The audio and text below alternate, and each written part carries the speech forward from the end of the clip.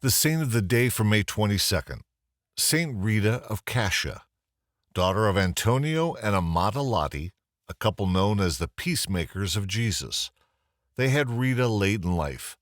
From her early youth, Rita visited the Augustinian nuns at Cascia, Italy, and showed interest in a religious life. However, when she was 12, her parents betrothed her to Paolo Mancini, an ill-tempered, abusive individual who worked as the town watchman. Disappointed but obedient, Rita married him when she was 18 and was the mother of twin sons. She put up with Paolo's abuses for 18 years before he was ambushed and stabbed to death. Her sons swore vengeance on the killers of her father, but through the prayers and interventions of Rita, they forgave the offenders.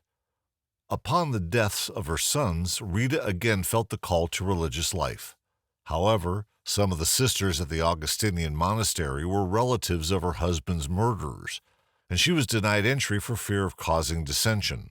Asking for the intervention of St. John the Baptist, St. Augustine of Hippo, and St. Nicholas of Tolentino, she managed to bring the warring factions together, not completely, but sufficiently that there was peace, and she was admitted to the monastery of St. Mary Magdalene at age 36.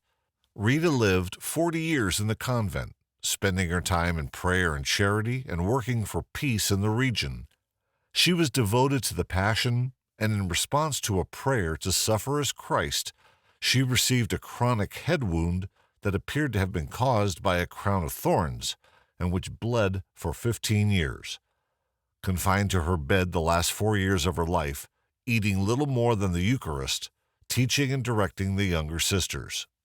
Near the end, she had a visitor from her hometown who asked if she'd like anything. Rita's only request was a rose from her family's estate.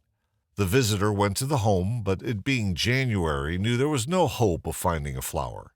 But there, sprouted on an otherwise bare bush, was a single rose blossom. Rita is well known as a patron of desperate, seemingly impossible causes and situations.